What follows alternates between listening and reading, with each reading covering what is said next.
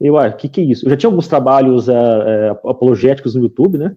Eu já escrevi alguns artigos, e essa pessoa, assim, praticamente me implorou para tratar sobre a Igreja Cristã Maranata. Eu não conhecia nada, então eu fui ver alguns materiais, não tinha tanta coisa assim no YouTube. Aí eu fiz 2 vídeos, bem assim, resumidos, né? E ali começou, então, uma tremenda de uma perseguição a mim, como se eu fosse o anticristo, sabe? Eu tratei no vídeo, assim, basicamente, teologia, né? Bibliomancia, usos e costumes, né? Toda aquela questão assim, meio puxada ali para a congregação cristã do Brasil, que a gente trata na apologética. E ali eu fui ofendido, sabe? Acabaram comigo, em textos, né? Então eu comecei a perceber que eles eram bem sectários. E eu não tenho nada contra eles, eu nunca fui da Igreja Cristã Maranata. Eu não sei no YouTube se as pessoas que falam sobre a Igreja Cristã Maranata se são membros ou ex-membros, mas eu nunca fui, não tenho nada contra eles, não tenho nada contra eles. A teologia, sim. Então eu fui fazendo mais vídeos, né? E até que um irmão me sugeriu de escrever alguma coisa, tal. Eu comecei a escrever realmente alguma coisa, foi tomando corpo, eu pensei, por que eu não escrevo então um livreto? Um livro pequeno, tratando sobre essa denominação. Bom, para chegar a isso, você teve que estudar a teologia, a doutrina da Igreja Maranata. Fala um pouquinho dessas questões, porque muita gente nem conhece a Igreja Maranata. Sim, a Igreja Maranata é do Espírito Santo, né? Fundada ali na década de 60. Foi um rompimento da Igreja Presbiteriana de Vila Velha. E eles contam uma história assim, toda alegórica de que foi um momento que alguns membros da Igreja Presbiteriana passou a acreditar nos dons espirituais, né? Toda aquela pentecostalização, mas na verdade não foi isso, não. Quando a gente começa a ler, assim, a conversar com pessoas mais antigas, né? Como eu conversei com o próprio autor do livro A Igreja Presbiteriana de Vila Velha, que é o João Ribeiro Brinco, ele me contou coisas ali que eu não posso falar porque eu não tenho como provar, mas são coisas, assim, absurdas do que aqueles pioneiros ali do movimento acabou fazendo até surgir a Igreja Cristã Maranata. Então, toda aquela história muito linda, sabe, que eles enfloram de que a igreja surgiu espontaneamente no meio da Igreja Presbiteriana de Vila Velha, não foi bem assim. Então, eu trago esse outro lado da história, porque eles podem, né, eles têm o direito de contar a versão deles, mas o contraditório, eu acho que a gente pode também falar, não é crime você dar o contraditório. Então, eu entrevistei várias pessoas antigas, entrevistei o Samuel França, que tinha a rádio Trombetas na época, o próprio doutor João Ribeiro Brinco, vários ex-membros que ficaram 30 anos na igreja, né, de muitos anos atrás, ex-pastores, e eu fui compilando toda essa ideia junto com as doutrinas, e eu resumi isso tudo em um livro. O que tem mais vamos dizer assim, o que te chama mais atenção em relação à doutrina desta igreja? O que é que você fez na área da apologética? Falou assim, poxa, isso aqui não está certo, isso aqui é uma heresia e eu preciso combater através da palavra de Deus. Sim, o mais absurdo são as revelações, que eles transformam essas revelações em coisas como se fossem bíblicas. Então, por exemplo, tem uma doutrina chamada quimerismo. Você escutou falar nisso? Não. Então, eles usam uns nomes estranhos, quimerismo, quinta medida, elo perdido, e eles fazem... O elo perdido eu lembro de um seriado na TV. Você Sim, lembra desse seriado? Eu mencionei isso no livro. O elo perdido tem lá no Tabernáculo da Fé. Então, eles inventam uns nomes meio exóticos assim, e depois tentam dar um significado. Aí cabra tem um significado, peixe tem um significado, números tem significado, cores tem significado, e isso tudo assim, quando você começa a estudar aquilo que eles explicam, você vê que não tem nada a ver com a Bíblia. Por exemplo, eles falam que o Espírito Santo é o sangue de Jesus. O sangue de Jesus é o Espírito Santo. Isso não é bíblico. Mas eles precisam de falar que isso é bíblico. Por exemplo, teve um pregador uma vez que foi pregar, em vez de ensinar a Bíblia, ele foi falar que ele teve uma visão de um campo e Jesus era o goleiro. Era um jogo de futebol, Jesus era o goleiro. Outro disse que tomou café com Jesus.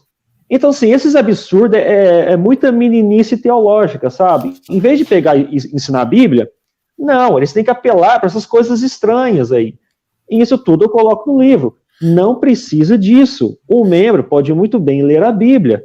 Essas coisas, essas visões, revelações aí, é pessoal. Você não precisa ficar falando isso no púlpito. Eles trabalham mais com simbolismo, né?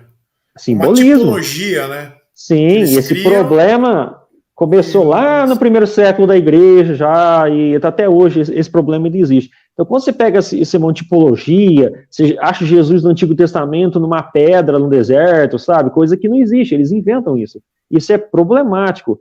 As pessoas não são maduras teologicamente e são levados a todo vento de doutrina. É só o presbitério falar que é bíblico que eles acreditam. E se você falar o contrário, não toque no ungido do Senhor.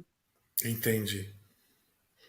Ou você está na letra. A revelação vem por ele, né? Pelas pessoas, então você não pode falar nada. Você só aceita e tá tudo bem, não tem problema nenhum.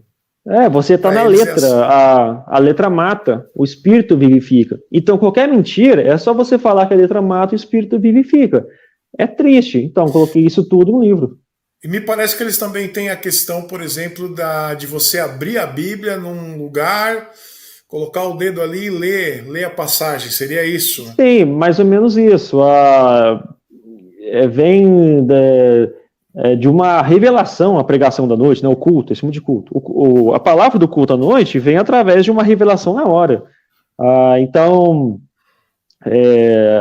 eles pegam um papelzinho, né, escreve lá alguma visão que eles tiveram, né, no caso ali as pessoas ali que estão nesse ministério. Aí, dali daqueles papelzinhos ali, eles vão ver qual que vai ser o tema, vão abrir a Bíblia, se o versículo apontado for positivo, então valida a visão. Se o versículo apontado for negativo, por exemplo, destruição, miséria, caos, morte, algum texto desse tipo na Bíblia, então aquela visão foi negada. É assim que eles veem se a pregação da noite, qual o tema que vai ser da pregação da noite. É desse jeito.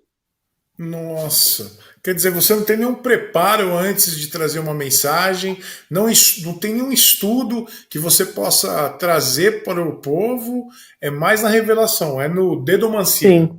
Sim, dedomancia. Aí só na escola bíblica dominical que parece que é um preparo, a slide, né, eles tentam trabalhar melhor ali a simbologia, então sempre vai ter fotos com carneirinhos, peixinhos, pedrinhas, é tudo muito bonitinho, sabe, os slides deles.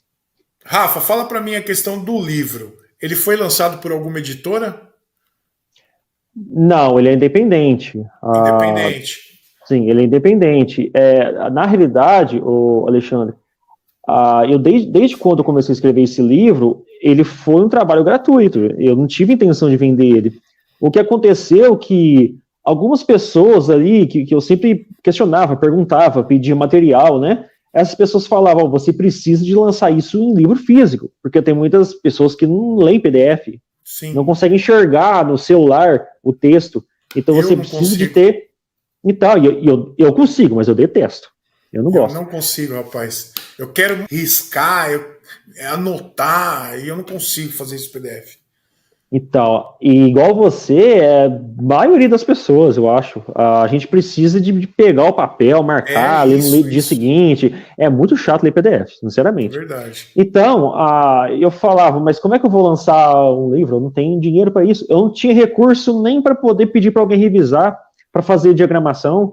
E como é que, nem fazer a capa, como é que eu ia lançar isso aí? Não, mas nós vamos dar um jeito, Aí um irmão, né, posso até citar o nome dele, não tem problema, o Joaquim, ele começou a jogar isso nos grupos de WhatsApp, no Facebook, pré-venda, e a gente conseguiu dinheiro de 100 cópias em 20 dias, mais ou menos. Glória a Deus. Mas ainda assim, eu não tive condições de pagar uma pessoa para revisar, para diagramar, então é um livro bem simples. Talvez vai encontrar alguns erros ortográficos, algumas frases com palavras trocadas, mas isso tudo é porque a gente não teve Com certeza. dinheiro, né?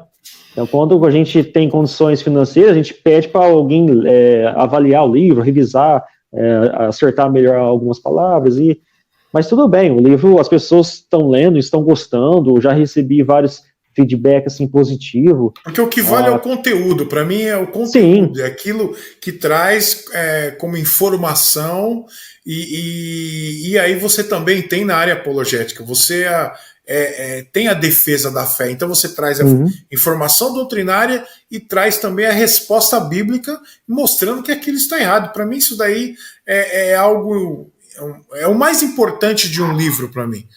Muitas vezes a gente vê algumas palavras trocadas ou erro de ortografia, mas o que importa para mim é o conteúdo. Sim, aí teve até um irmão e passou 30 anos na igreja, ele falou assim, eu li coisas ali no seu livro que nem eu sabia. Ele ficou 30 anos na igreja e não sabia informações assim sobre o surgimento da igreja. Então, é um livro pequeno, fácil de leitura, não é complicado, não tem palavras muito complexas, e tem boas informações. E o melhor, que o PDF é gratuito. Que legal. Você fez 2 vídeos sobre a Maranata no teu canal. Sim, os 2 primeiros que me deu problema, depois eu fiz mais vídeos. Então, esses 2 que deram problema foram processos, é isso? Não, esses 2 aí eu fui ofendido, eu não sabia que isso ia acontecer comigo. Eu fui muito ofendido. No decorrer dos vídeos eu fiz alguns outros, né? E 2 vídeos me rendeu 2 processos, um civil e um criminal. Um civil e um criminal, caramba. Porque falou da doutrina. Eles alegam coisas assim absurdas, por exemplo, vocês chamaram a nossa igreja de seita, mas qualquer igreja, denominação que tem doutrinas estranhas é chamada de seita. A igreja católica chama qualquer igreja evangélica de seita. Então, ponto, não precisa chorar.